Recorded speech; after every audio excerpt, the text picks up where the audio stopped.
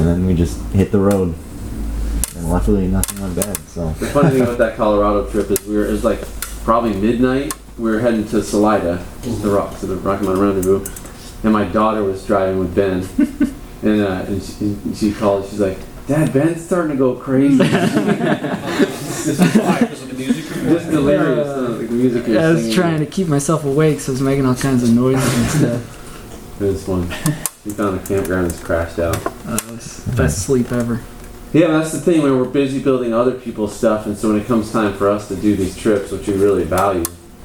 It's still business. Dude, oh yeah, absolutely, but we're cramming, man, just to get them. And we always go, and we always make it, and, you know, like on my travels, we did a 600-mile road trip, at least 600 miles. 3 scouts from here up through the Wisconsin Adventure Trail, it's called. It's like Trans-Wisconsin Adventure Trail. It goes dirt roads from southern Wisconsin to Lake Superior. And great trip. It was super fun, beautiful country. When we got back, I parked my truck and we were getting ready to drive it to Florida. So we did that in the fall. Then I parked it over the winter because I don't want to drive in the snow. And I was going to drive it to Florida. So I get it out, putting new tires on it, and then my spring hanger had busted off at some point, and it had been broken for a while. So it's kind of sketchy. Probably drove halfway from here to from Wisconsin to here with a broken. The scouts are tough, man. They always get the job done.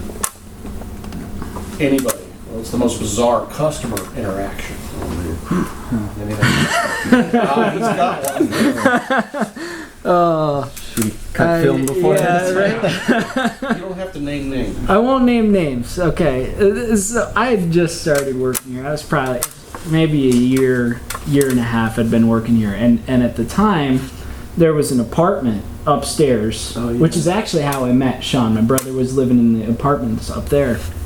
And so I moved in, lived up there. It was awesome. But this one customer came by, and he had just been driving his Scout like across the country, like circumnavigating the country. So it's like he's like 3 weeks into it. Yeah, he's got like hasn't showered in 3 weeks, like this gnarly beard, super short shorts, like just crawls out of his truck. Yeah.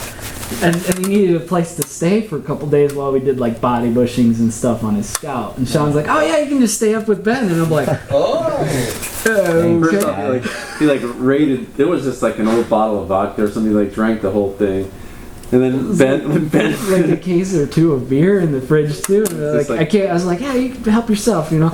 Came home, it was all gone. It was like racked out on the recliner, shirtless, and like I came home one night and was like, "Whoa, hey guy!" He said when he went to sleep, he like slept with a knife, and he like stacked stuff in front of the door. I was a little nervous, just slightly. So Sean, that's a pretty interesting twist. You provide accommodations for your customers. Yeah, sometimes. Not anymore, not since then. I want to change that policy. Yeah. Or at least screen them. Right, exactly. No, what's cool though is we really are we have a lot of friends like that are our customers, and so we interact. It's great having those relationships, and when we travel, we stop and see them, say hi, stay at their place. Like it's pretty great. And that guy actually was a pretty good customer too. He's Fun a good guy. Yeah. It was. I didn't know eccentric. him. Eccentric. Yeah, but he's actually a nice guy. He's one of the old school, man. He's had a Scout for a long time. An SS2. Pretty sweet. What's the most exciting thing you guys are developing coming up we don't know about? Or do you want to share that? Top secret. This is not going to the public. No. We're just continuing to innovate. Again, around the performance, drivability, reliability, we just want to keep seeing them getting better. And so I think you'll see from us that continue to grow. Just continue to do things like that. So we joke if, we're using kind of the LS swaps and doing up to really 2014 and new crate motors. But if there's some new electric technology, you'll probably see us going toward that, and just keeping it whatever we can to.